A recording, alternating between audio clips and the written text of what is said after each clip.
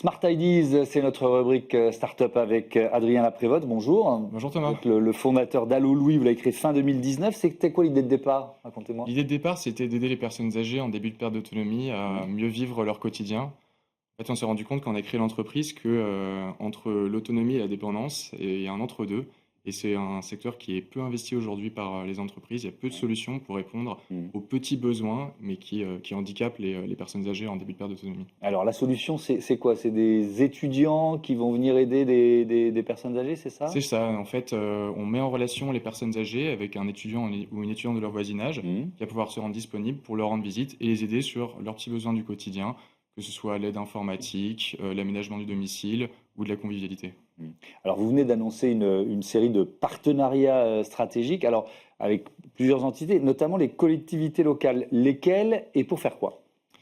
Alors, on annonce plusieurs partenariats cette Ouais. année, notamment avec la caisse de retraite de la région Normandie, Mhm. la caisse de retraite de l'Île-de-France, un département dans Mhm. l'Eure et des acteurs privés. Mhm. Alors, c'est pour faire différentes choses.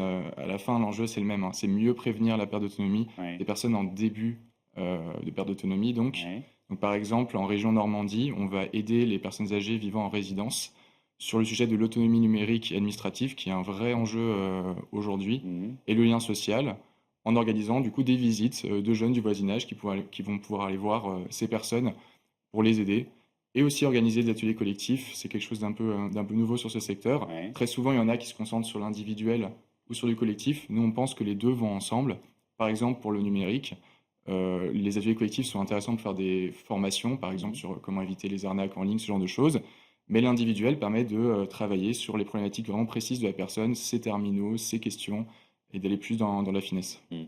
Vous avez aussi signé un partenariat avec Tinstal Vitaris, qui est un leader de la téléassistance en France. Alors là, comment vous allez travailler ensemble? Mais en fait, il faut avoir en tête qu'aujourd'hui, du coup, les acteurs privés bien installés travaillent souvent sur des problématiques plus liées à la dépendance. Je pense à la téléassistance notamment. Ouais. Nous, notre cœur de métier, notre cœur de cible, c'est des personnes qui sont rarement équipées en téléassistance.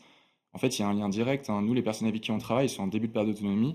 Malheureusement, le sens de l'histoire veut qu'a priori, Mhm. leur autonomie va se dégrader. Donc, c'est des futurs utilisateurs de ces services-là.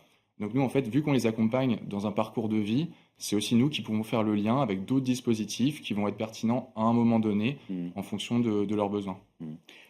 Le modèle économique d'Allo Louis, c'est quoi? Alors aujourd'hui, notre modèle économique, il tourne beaucoup sur du partenariat Ouais. public, du B2B2C. Mhm. C'est-à-dire qu'il y a tout un tas d'acteurs aujourd'hui qui sont engagés sur le sujet du bien vieillir. Je pense aux caisses de retraite, par exemple, dont j'ai Ouais. parlé, qu'elles soient sur les caisses de retraite régionales ou complémentaires. Elles ont une partie de leur budget qui est dédiée au bien vieillir. Aujourd'hui, quand vous cotisez, il y a une partie de vos cotisations qui est faite pour que plus Mhm. tard vous ayez des services comme Allo Louis.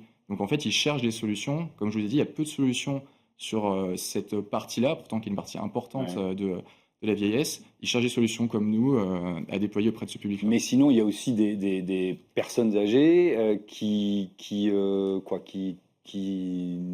souscrivent au qui service et qui le souscrivent, payent, hein. merci de trouver le mot à ma place, Il y a pas qui de prennent souci. une mensualité, c'est Tout ça? à fait, tout à fait. C'est un Bah, service mensuel? de plus en plus, on se développe sur du B2C en direct en Mhm. proposant nos services aux seniors ou à leurs aidants, parce que nous, on est très utile aussi pour les aidants. On vient des Bien fois sûr. faire ce que eux n'ont pas le temps de faire ou Mhm. quand ils habitent loin, ça peut être compliqué. Mais on voulait un modèle social. Ça veut dire qu'on négocie en fait des partenariats financiers D'accord. qui peuvent vous permettre d'avoir une prise en charge du service en fonction de critères sociaux. Mhm.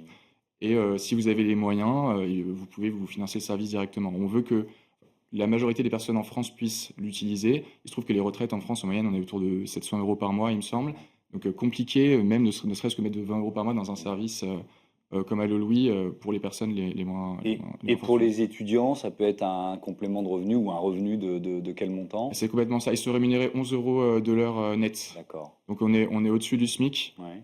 On avait hésité au lancement d'Aloïs sur se créer un modèle plutôt associatif. Mhm. Mais en fait, il y a un souci, c'est qu'il y a à peu près 300 000 personnes tous les ans qui arrivent à l'âge de plus de 75 ans.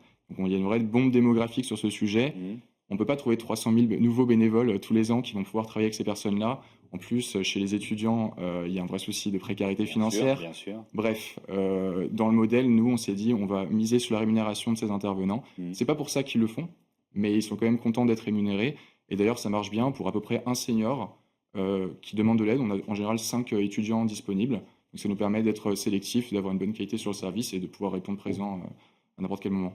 Merci beaucoup, Adrien Prévost, et à bientôt sur Bismart for Change. On passe, c'est la fin de cette émission. Je voudrais remercier toutes les équipes qui m'accompagnent quotidiennement pour vous proposer Smart Impact. À demain. Salut.